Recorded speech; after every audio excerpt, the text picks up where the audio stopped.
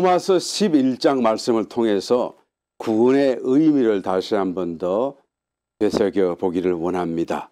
지금 로마서를 통하여 사도 바울은 계속하여 구원을 설명하고 있는 것을 보게 되는데, 이 구원이라고 하는 개념이 우리가 흔히 알고 있는 그대로 예수님을 믿고 영생을 받고 이제는 지옥 갈 것이 아니라 천국 가게 되었다라는 정도의 그런 의미가 아니라는 것을 우리는 알아야 되는 것이죠. 예수님을 믿고 영생을 받은 것, 또 천국 가게 된 것 맞습니다. 사실입니다. 그러나 성경이 말씀하는 전부가 아닙니다. 구원에 대해서 성경이 말씀하고 있는 그 내용을 우리가 반드시 깨달아야만 될 필요가 있습니다. 그래서 사도 바울께서는 계속해서 이 구원의 의미를 더 정확하게, 더 깊이 있게, 더 분명하게 우리에게 여러 각도에서 지금 말씀하고 설명하고 또한 우리가 깨닫도록 권고하고 있는 것을 보게 되는 것입니다.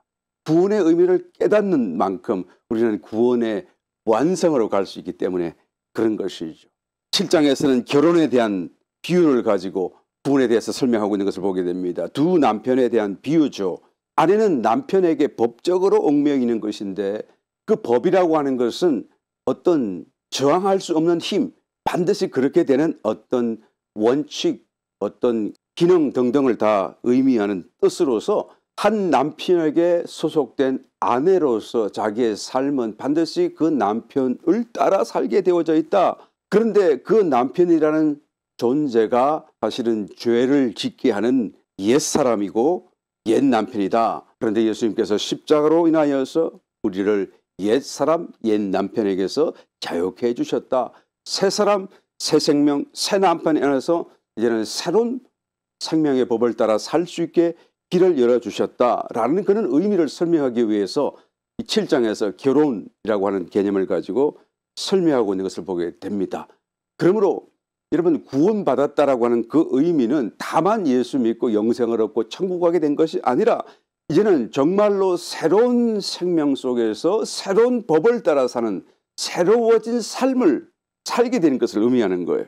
그러니까 이전에 살던 삶, 구원받기 이전에 살던 삶과는 전혀 다른 새로운 삶의 방식, 새로운 삶의 어떤 능력, 어떤 삶의 목표가 생겨났다는 그런 의미를 또한 말씀하고 있는 것이, 정말 예수님 믿고 신앙생활 하면서도 불구하고 이 사실을 깨닫는 사람이 그렇게 많지 않아요.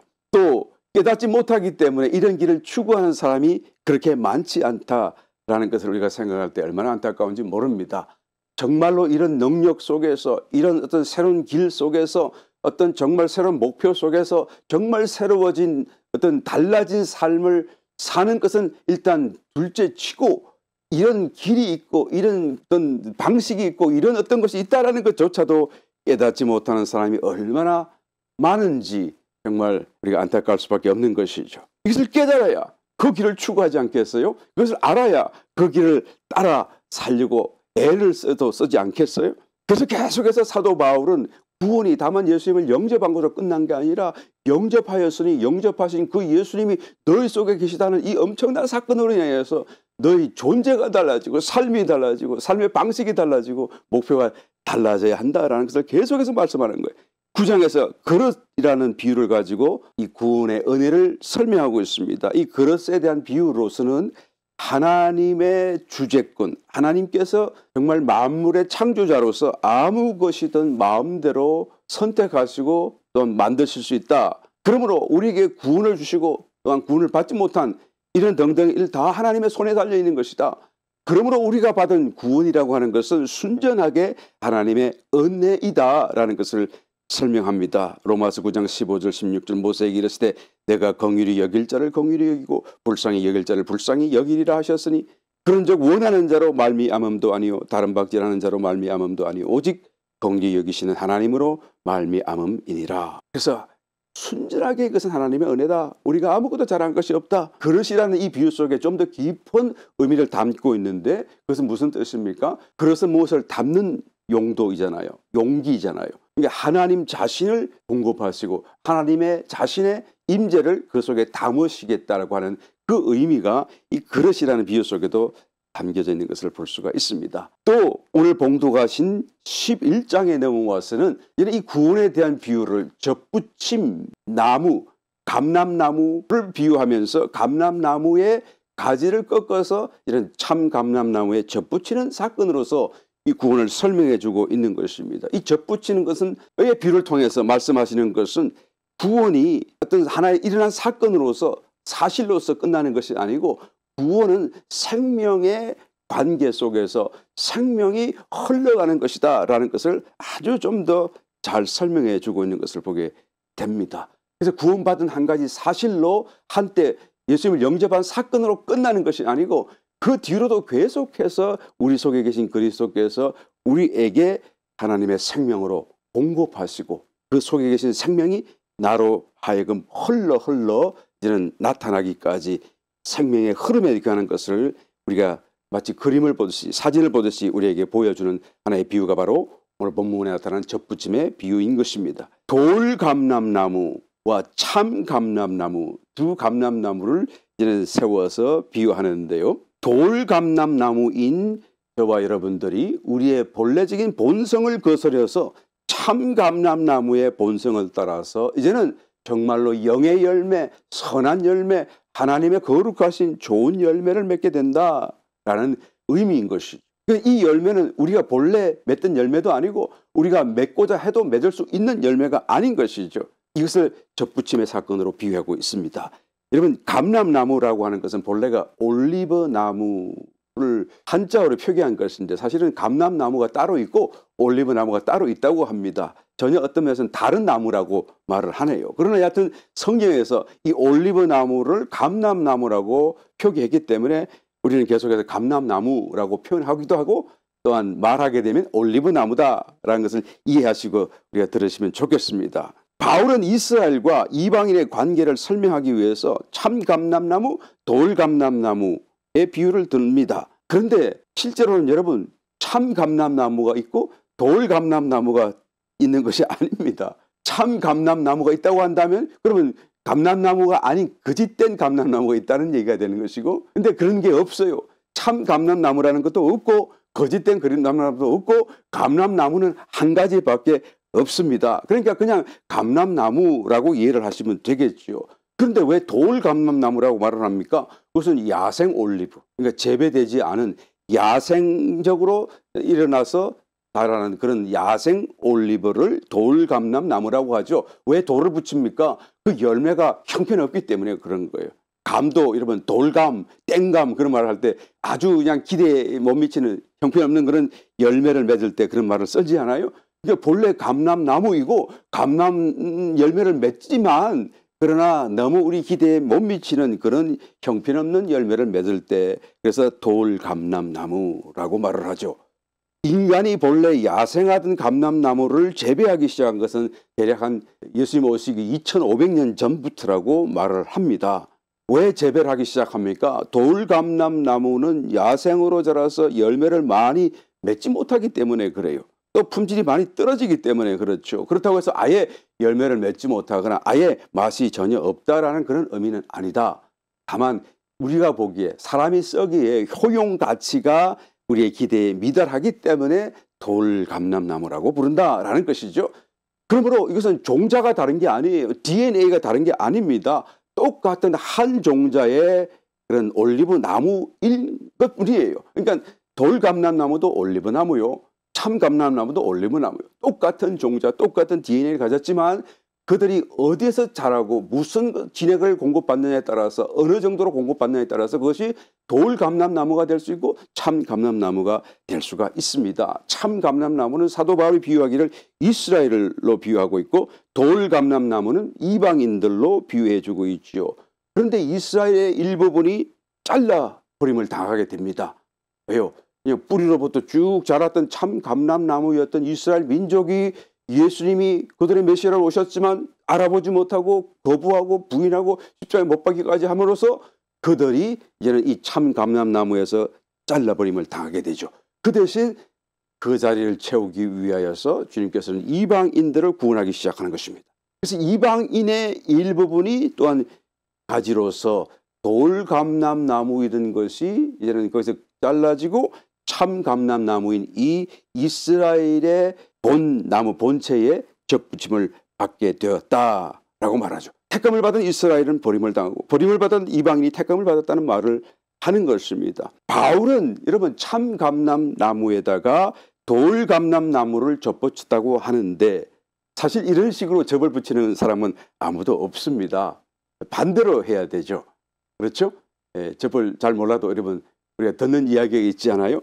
감 열매가 이제는 자기가 스스로 씨앗을 심으면 우리가 먹는 크고 단 그런 감을 맺지를 못한답니다. 그래서 어떻게 합니까? 고염나무라고 하는 그 나무 밑둥에다가 줄기에다가 감나무 가지를 이제 접붙이게 되죠. 이 고염나무는 감나무가 하고 다른 나무예요. 그래서 같은 과에 속하기 때문에 접붙여도 살 수가 있는 것이죠. 그래서 고염나무는 훨씬 더 힘이 세고 번식력이 강하기 때문에 잘 수분과 진액을 빨아들이는 그것을 이용해서 감나무 가지를 거기다가 접붙 붙이면 그러면 본체는 고염나무이지만 가지가 감나무이기 때문에 감 열매를 맺어요. 이게 접붙이는 것이죠. 이것이 접붙임에 공통적으로 이제 적용되는 하나의 원리고 원칙이죠. 그런데 지금 우리 본문 말씀에서는 사도 바울께서 참감람나무 본체에다가 돌감람나무 가지를 잘라다가 접을 붙인다라고 말을 하죠. 그럼 어떻게 됩니까? 일반적인 이해로 보게 되면 돌감람나무 가지를 통해서 돌감람나무 열매, 돌감람을 올리브를 맺게끔 되어져 있는 것이죠. 그런데 그렇지가 않아요. 올리브 나무는 본래가 한 종자라고 말씀을 드렸죠. 그러니까 일반적인 접붙임과는 다른 결과를 보이는 거예요. 이 일반적인 접붙임에 있어서는 그 가지의 본성을 따라서 가지의 열매를 맺는 것이지만 지금 이 올리브 나무는 다가 한 종자이기 때문에 결국은 똑같은 올리브 열매를 맺게 되는 것이죠. 어떤 사람은 이 비유를 피상적으로 읽고 아, 사도 바울은 도시 사람이고 도시 생활에서만 했기 때문에 농사를 지어보지 않았기 때문에 이 접붙임의 비유를 잘못 말했다라고 얘기까지 하는 사람이 있는데 그 사람이야말로 정말 성경을 모르고 영적인 원리를 모르고 하는 이야기인 것입니다. 오히려 사도 바울께서 정말로 이 올리브 나무를 통해서 비유한 것이 일반적인 접붙임의 비유 같으나 또한 다른 내용을 가지고 올리브 나무의 접붙임을 비유로 삼은 것은 정말로 참 신묘하기 짝이 없어요. 왜 그렇습니까? 정말 그 속에 중간에서 새 생명과 옛 생명, 새 사람과 옛 사람 사이에 서 있는 내가 어디에 접을 붙이고 어디에 그죠? 내가 가까이 하느냐에 따라서 무엇을 공급받느냐에 따라서 내가 어떤 삶을 살게 되고 어떤 열매를 맺게 되는 건지를 마치 그림같이 보여주잖아요. 정말로 이런 비유가 있을 수가 없어요. 정말로 뛰어난 하나의 영적인 비유고 또 하나님의 감동 속에서 하는 비유라고 말할 수밖에 없습니다. 여러분 이 올리브 나무는 성장 조건이 매우 까다로운 편이에요. 기온이 높은데 또 그렇지만 비는 적게 오는 강수량이 적은 곳이 되어야 되고 그 대신 이슬이 많은 곳이 최적의 장소라고 말을 합니다. 이 올리브 나무는 물을 싫어해서 물이 잘 빠져나가야 돼요. 물 빠짐이 나쁜 곳에서는 뿌리가 쉽게 썩어버리고 열매가 열리질 않는다고 합니다. 그러니까 비가 적게 오고 기온이 높고 뜨겁고 그러나 또한 물 빠짐이 좋은 곳에서요 양질의 감람 열매를 생산한다라는 것이죠. 여러분 이런 토양은 일반적으로 우리가 생각하는 그런 채소나 우리가 먹는 나물들이 잘 자랄 수 있는 그런 환경이 전혀 아니죠. 또 사람들이 살기에도 정말 힘든 어쩌면 반광야와 같은 황무지 같은 곳이 임에 틀림없습니다. 돌, 자갈, 모래가 그런 섞인 곳에서 그래서 물도 잘 빠지잖아요. 그런 곳에서 자라기 때문에 팔레스타인 그런 산악지대나 유대 광야와 같은 곳에서 이 올리브 나무가 많이 자라고 있는 것을 보게 됩니다. 이런 조건들을 두루 갖추지 못하면 결국 그것이 아무리 좋은 올리브 종자라고 할지라도 결국은 돌감람 열매를 맺게 될 수밖에 없는 것이죠. 그렇다고 해서 야생에서 이런 조건이 없는 그런 야생에서 태어난 올리브 나무가 스스로 좋은 조건을 찾아가며 장소를 두루두루 찾아가면서 자기 자신을 옮겨가서 살 수는 없지 않아요. 그러니까 어떻게 해야 됩니까? 접붙임이 필요하다 그 말이에요. 또 저와 여러분들이 스스로 구원받을 수 없어도 우리는 접붙임을 통하여서 그리스도 안에 들어가고 구원받고 본체이신 참감람나무로부터 그 뿌리로부터 진액을 공급받고 계속하여 거룩한 성령의 열매를 맺는 삶을 살아갈 수 있게 된다라는 말씀인 것이죠. 어떻게 접붙임을 받을 수 있습니까? 실제적으로 이 비유 속에서 말하는 그 내용을 어떻게 우리가 실질적으로 접붙임을 받게 되는 것입니까? 우리 봉독하신 말씀 속에 가만히 살펴보게 되면 정답이 들어있습니다. 믿음으로 접붙임을 받는다. 그리스도를 믿는 것이 그리스도 안으로 들어가는 것이고 그것이 바로 접붙임 받는 길이다라고 말하는 거예요. 그것을 좀 더 자세하게 설명하기 위해 16절부터 제사하는 처음 익은 곡식 가루가 거룩한 적 떡덩이도 그러하고 뿌리가 거룩한 적 가지도 그러하니라. 이게 어디서부터 출발했는지 이제는 이 구원의 역사 또 생명의 흐름으로서의 그런 어떤 유기적인 하나의 참 감람나무로서의 그런 설명을 이제는 하기 위해서 제사하는 처음 익은 곡식 가루라는 말씀을 하고 있는 거예요. 처음 익은 곡식 가루가 뭐죠? 제사라고 하는 개념은 하나님께 이제는 죄를 속함받고 구원을 받는 것을 의미하는 것일 텐데 제사하는 처음 익은 곡식 가루, 이 유대인 선조 중에서 누구를 가르치는 것일까요? 그러니까 믿음으로 부르심을 받고 믿음으로 이제는 출발하게 된, 다시 말하면 구원을 얻게 된 그 최초의 사람이 누구입니까? 아브라함이죠. 아브라함, 그 아들 이삭, 그 손자 야곱, 이 세 사람을 한 사람으로 묶어서 성경은 계속해서 설명하고 있습니다. 그래서 이것을 믿음 안에서 한 사람의 각기 다른 세 가지 방면을 설명하기 위해서 아브라함, 이삭, 야곱, 아브라함 같은 믿음, 그다음에 이삭 같은 순종, 야곱 같은 그런 성령의 다루심과 떼어짐, 변화 이런 걸 한꺼번에 묶어가지고 이제는 완전한 한 사람, 구원을 받은 한 사람으로 예표하고 있죠. 그러므로 여기서 제사는 처음 익은 곡식 가루라고 하는 것은 유대인 선조 중에서도 아브라함, 이삭, 야곱을 지칭하는 말씀이죠. 믿음의 선조이고 구원과 관련되어 약속을 받은 최초의 선조이기 때문이다라는 것이죠. 그러므로 곡식 가루가 거룩한 적, 떡덩이도 거룩하고 그 이후에 있는 유대인 후손이 아니라 믿음의 후손, 아브라함을 따라 난 믿음의 후손들을 떡덩이라고 말을 할 수가 있겠죠. 그 다음에 그러하고 뿌리가 거룩한 적 가지도 그러하니라. 뿌리가 뭐죠? 곧 아브라함, 이삭, 야곱, 선조, 접붙임 받을 나무의 개념 속에서 이 나무가 사탄 시작된 그런 사람 지점이 바로 아브라함, 이삭, 야곱이라고 한다면 이제는 거기서부터 줄기가 나고 가지가 뻗쳐 나오는 것을 후손이라고 할 수가 있겠죠. 그래서 한 몸체에 붙어있는 한 나무, 참 감람나무로서의 구원받은 성도들을 다 이제 묶어서 지금 설명하고 있는 것을 보게 됩니다. 하나님이 모세에게 당신을 소개할 때도 이 세 사람을 하나로 묶어서 말씀하신 적을 기억합니다. 출애굽기 3장 16절 너는 가서 이스라엘 장로들을 모으고 그들에게 이르기를 여호와 너희 조상의 하나님 곧 아브라함과 이삭과 야곱의 하나님이 내게 나타나 이르시되 누가복음 13장 28절 너희가 아브라함과 이삭과 야곱과 모든 선지자는 하나님 나라에 있고 오직 너희는 밖에 쫓겨난 것을 볼 때 거기서 슬피 이를 갈미 있으리라. 주님이 하신 말씀이죠. 그러니까 아브라함과 이삭과 야곱을 한 사람으로 묶어서 지금 하나님께서 계속하여 말씀하는 것을 찾아볼 수가 있습니다. 아브라함과 이삭과 야곱을 왜 한 사람 묶습니까? 구원이라는 개념 속에서는 이 세 사람이 한 사람이 되어야 완전하게 설명이 되기 때문에 그런 것이죠. 그리고 또한 아브라함과 이삭, 야곱이 죽고 없어진 것이 아니라 지금 살아있고 앞으로도 영원히 하나님과 더불어 살 것이기 때문에 이러한 호칭으로 말씀하시는 것입니다.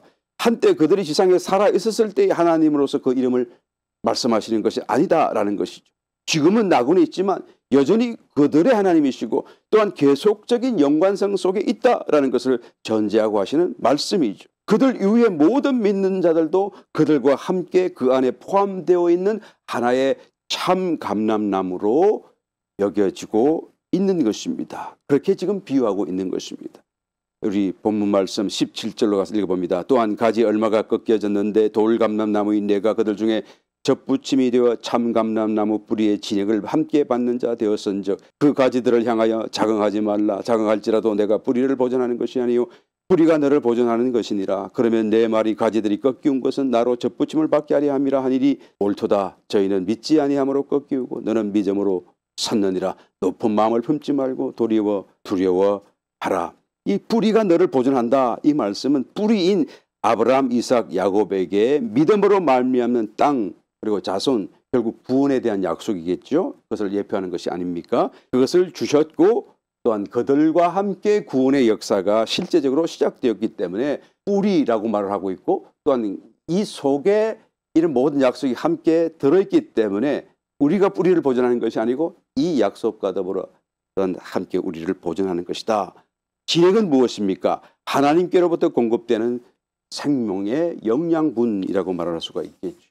그래서 믿음을 따라 사는 사람들에게 하나님의 생명이 영양분으로서 계속하여 진액처럼, 참감람나무에게 또한 흘러들어가는 진액처럼 공급되고 있음을 이 젖붙임의 비유를 통해서 설명하고 있는 것입니다. 젖붙인다는 것의 그 원칙과 조건이 무엇입니까? 먼저 젖붙임 받기 위해서는 본래 본체에서 잘려서 나와야 새 감람나무의 젖붙임을 받을 수 있는 거 아닙니까? 그러니까 잘려지는 게 첫 번째 원칙이고 조건이에요. 옛 생명으로부터, 옛 생활에부터, 옛 사람으로부터 이제는 정말 잘려져 나오는 것이 젖붙임 받는 첫 번째 원칙이고 조건이다라는 것을 말할 수가 있는 것이죠. 여러분, 돌감람나무에서부터 살다가 거기서 잘려져 나온 가지는 지금 살아있는 것입니까? 죽은 것입니까? 살았다 해도 맞고 죽었다 해도 맞고 복합적인 의미를 가지고 있지 않아요. 그러니까 그것이 정말 오묘한 것입니다. 그 자체로는 나무 본체에서 떨어져 나왔기 때문에 이미 죽은 거예요. 더 이상 돌감람나무 진액조차도 이제는 얻지 못하는 정말 생명의 흐름에서 끊어져 버린 죽은 것이 된 것이죠.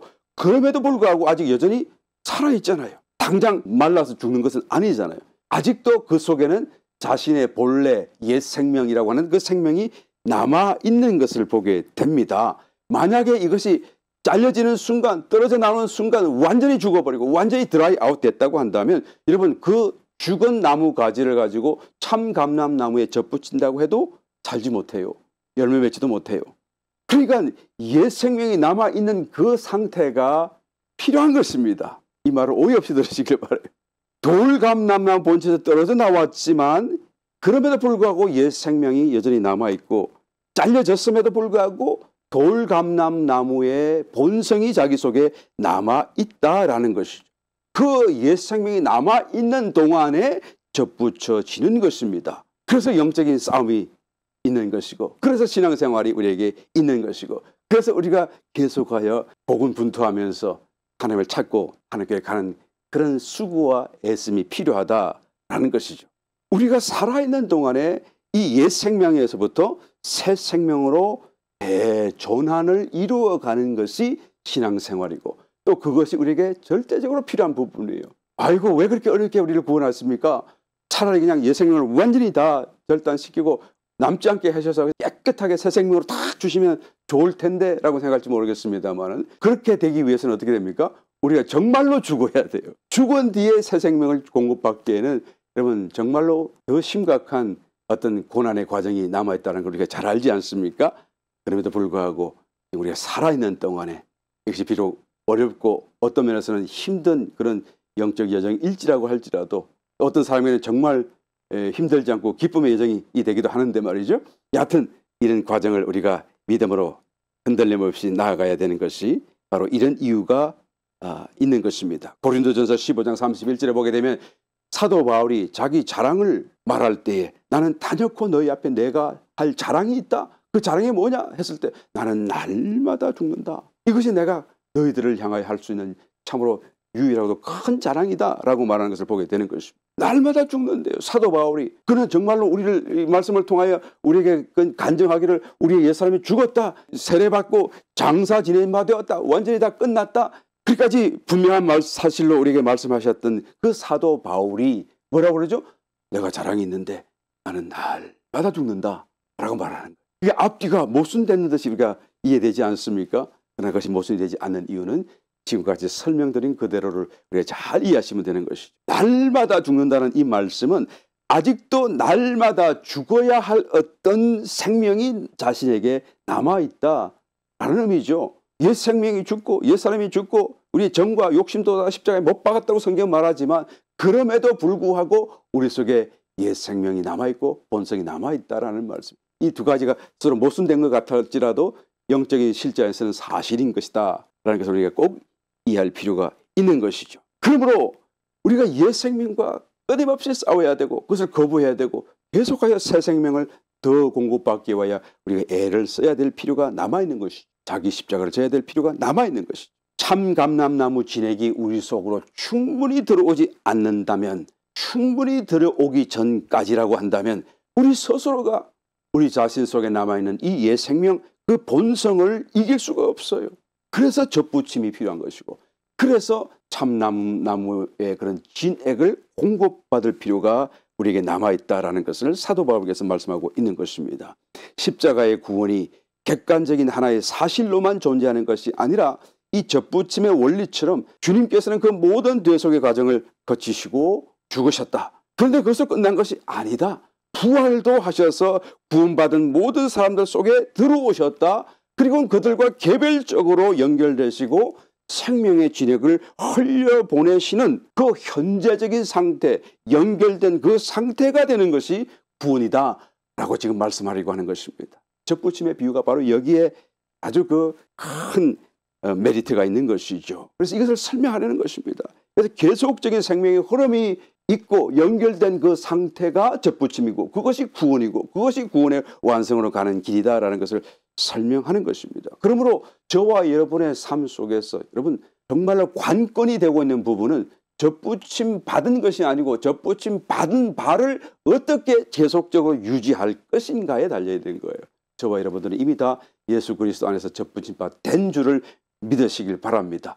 이 젖붙임 받은 것을 돌감람나무에서 잘라지고 옮겨져서 참감람이 옮겨지고 믿음 안에서 살게 되고 아브라함 후손이 되었고 이제는 정말로 우리 속에 오신 주님으로 인하여서 생명의 진액을 얻게 된 그런 삶을 살게 되었습니다만, 문제는 이 젖붙임 속에서 우리가 잠시라도 떨어지지 않고 이 젖붙임 받은 그 상태를 어떻게 계속적으로 유지할 수 있는 것인가 라는 것이 우리의 신앙과 삶의 관건이 되고 있다는 것이죠. 그래야만이 구원이 완성되어지고 또 그래야만이 거룩한 열매, 성령의 열매를 맺을 수 있기 때문이다라는 것이죠. 여러분, 식물이 어떻게 스스로 자라고 열매를 맺습니까? 광합성이라고 하는, 그래서 빛을, 태양빛을 받아들이고 땅속에 있는 물을 끌어당김으로써, 그래서 이제는 그 물을 분해하고 탄소를 이렇게 복잡하게 이렇게 해서 하여튼 빛을 통해서 이제는 합성이라고 하는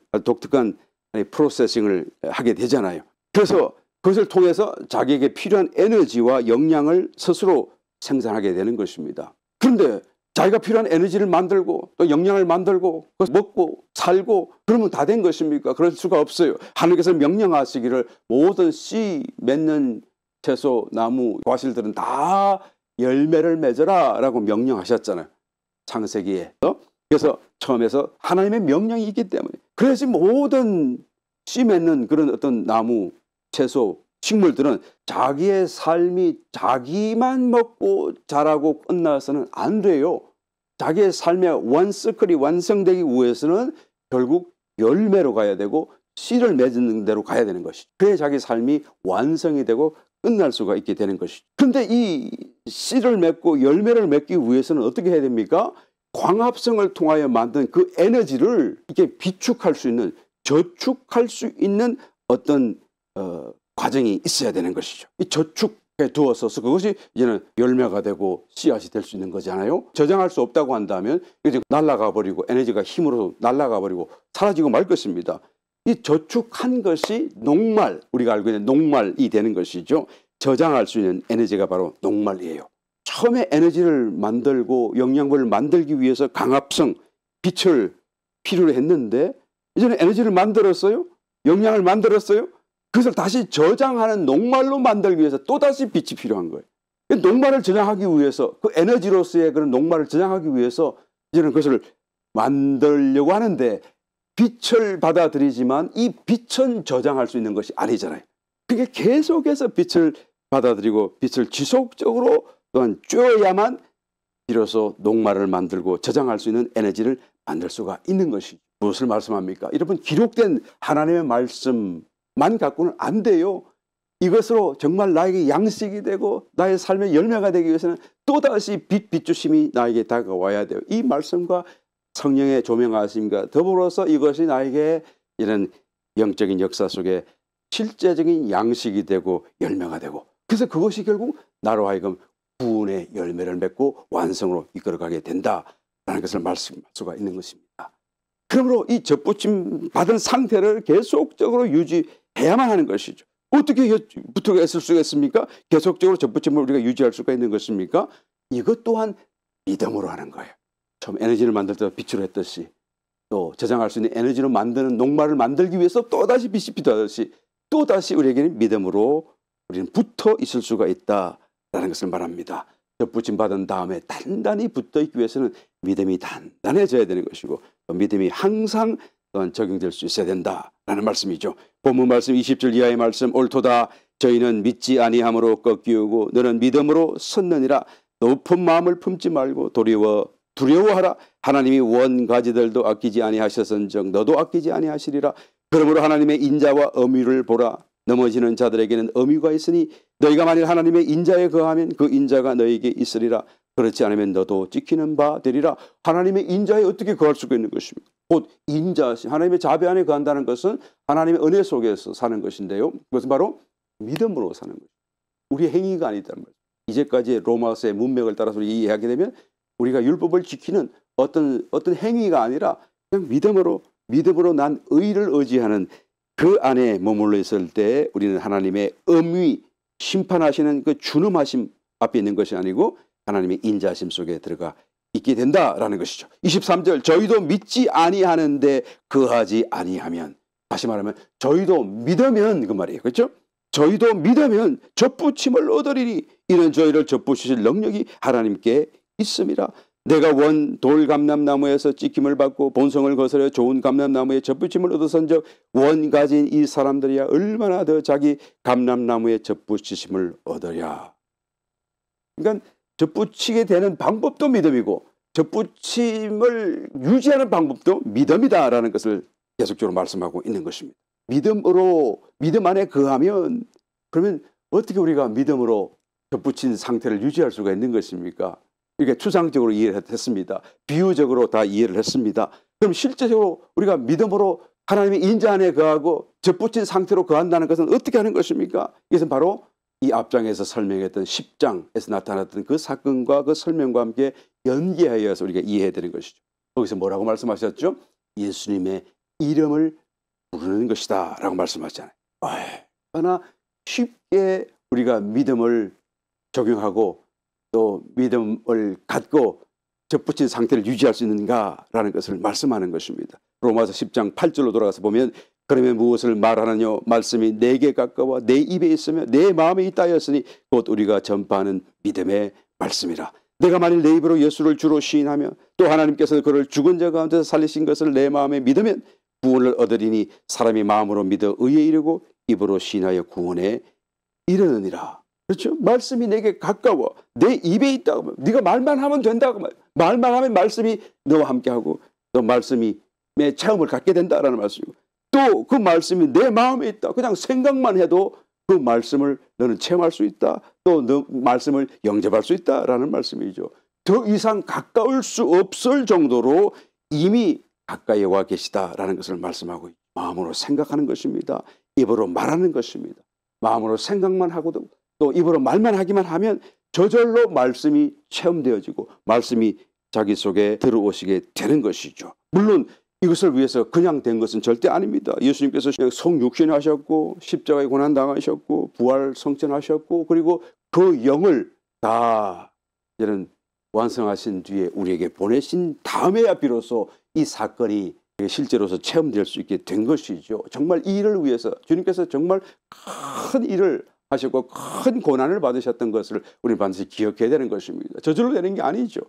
그런데 주님께서 얼마나 완전하게 그것을 이루어 놓으셨는지 우리의 마음에 있고 우리 입술에 있는 것입니다. 우리가 말만 하고 우리가 생각만 하면 이 은혜를 우리가 체험할 수 있고 소유할 수 있도록 만들어 놓으셨다라는 것입니다. 이사야서 55장 6절 말씀, 너희는 여호와를 만날 만한 때에 찾으라. 가까이 계실 때에 그를 부르라. 바로 이 때를 두고 하시는 말씀이죠. 얼마나 가까이 있어요. 얼마나 만날 만한 때입니까? 누구든지 아무 때든지 언제든지 주님을 체험할 수 있도록 주님 만들어 놓으신 거예요. 여러분, 우리가 음식을 먹을 때 어떻게 합니까? 그 음식을 먹기 위해서 처음에 다 들판에 있는 것을 다 수확을 해야 되고 씻어야 되고 자를 걸 잘라야 되고 다듬어야 되고 그리고는 불에 막 데치고 지지고 그래가지고 볶아가지고 불을 통과하게 되죠. 그래서 1년의 요리 과정을 다 지나온 다음에 이제는 맛있는 음식으로서 식탁 위에 탁 올려놓지 않습니까? 그래서 모든 것이 다 준비됐어요. 이제 먹기만 하면 되는 것이죠. 근데 먹는 것은 내가 해야 되잖아요. 먹는 것은 내가 해야 되잖아요. 음식에 차려진 완성된 그 음식을 눈으로만 먹을 수 없어요. 내가 직접 손을 내밀어 내 입으로 가져와야 되는 것이죠. 그처럼 우리 입으로 말하라는 것입니다. 우리의 마음으로 생각하라는 것입니다. 9절 10절 말씀에서 마음으로 믿어 의에 이르고 입으로 신하여 구원에 이르느니라 라고 말씀하는 거예요. 그냥 눈으로만 보고 있는 것이 아니라 정말로 마음에 생각을 해야 되고 그리고 입으로 신해야 되는 것이죠. 우리가 주님을 믿음으로 모두가 이미 칭의를 받았어요. 이제는 다 의롭다함을 받았습니다. 그런데 또 그 의에 이르기 위해서는 내가 정말 의의 존재로 내 존재 자체가 변화되기 위해서는 어떻게 되죠? 또다시 믿음을 사용해야 되는 것이죠. 그 믿음을 사용한다는 것이 곧 우리가 입으로 말하는 것이죠. 마음으로 생각하는 것이다. 이것은 주문을 외우라는 것이 아니죠. 주님을 주님으로 믿기 때문에 주님을 주님이라고 부르는 것입니다. 우리가 믿음으로 아무런 생각 없이 말하는 것이 아니라 정말 믿음으로 주님을 생각하면서 주님을 주님이라고 부르게 되면 주님께서 우리 마음속으로 들어오시는 것입니다. 왜요? 내가 주님을 주인으로서 불렀기 때문에 내가 주님을 나의 왕으로 부르기 때문에 주님이 들어오시면 모든 방면에서 구원은 저절로 일어날 수밖에 없지 않아요. 하나님의 나라가 내 속에서 일어날 수밖에 없지 않습니까? 구원을 완성하는 것은 우리가 할 수 있는 것이 아닙니다. 오직 하나님만이 할 수가 있는 것이죠. 우리가 생각하는 그런 구원과는 정말로 차원이 다른 구원을 성경이 말하고 있다는 것을 깨달아야 돼요. 하나님과 하나 되는 것이고 하나님처럼 되는 것이고 하나님의 영광 속에 사는 것이고 이것은 우리가 도무지 이룰 수 없는 아니 정말 먼 어떤 사건이 아닐 수가 없죠. 그런데 하나님이 그 일을 하시겠다는 거예요. 하나님만이 하실 수 있는 사건이 바로 구원이라는 것입니다. 그러므로 우리가 오늘날 구원을 얻기 위해서 또 구원을 완성하기 위해서 어떻게 해야 되죠? 믿음을 사용해야 돼요. 믿음을 어떻게 사용하는 것이죠? 우리의 마음속에 계속 주님을 생각하고 우리 입술로 주님을 찾는 것입니다. 광야기도 열심히 하시기를 다시 한번 예수님 이름으로 권고드립니다. 광야기도가 바로 이런 원칙 속에서 주님을 찾아가는 거예요. 우리의 마음으로 부르짖는 것입니다. 주님을 계속하여 쉬지 않고 부르는 것이 바로 광야기도인 것이죠. 혹시 광야기도를 알지 못하는 분이 계시다고 한다면 괜찮아요. 바로 이 원칙 속에서 내가 마음을 주님께로 향하고 계속 주님을 찾기만 하면 바로 그것이 광야기도고 바로 그것이 믿음을 적용하는 길이요 접붙임을 유지하는 길이요 구원의 완성으로 나아가는 길이 되기 때문인 것입니다. 정말로 복음이 기쁜 소식 아닙니까? 예수 믿고 구원받으라. 그래서 예수 믿었어요. 구원받았어요. 그런데도 불구하고 내가 왜 안 기뻐지죠? 이제 또 한 가지가 남아있기 때문에 그런 것입니다. 정말로 이 복음 기쁜 소식이 정말로 기쁜 소식으로 체험되기 위해서는 내가 저는 주님을 마음으로 모셔드려야 되는 거예요. 접붙임 받은 바를 유지해가면서 생명의 진액을 공급받아야 되는 것이죠. 그래서 구원의 완성으로 점점점 가까이 나가게 되면 정말로 복음이 나에게는 복음으로 체험되게 될 줄 믿습니다. 바라기는 저와 여러분들 다시 한 번 더 이 구원의 그런 개념과 원리를 더 분명하게 깨닫게 해주심으로써 우리가 받은 그 구원 이후에 완성으로 나아갈 수 있는 놀라운 축복을 우리 모두가 얻게 되시기를 예수님으로 축원드립니다.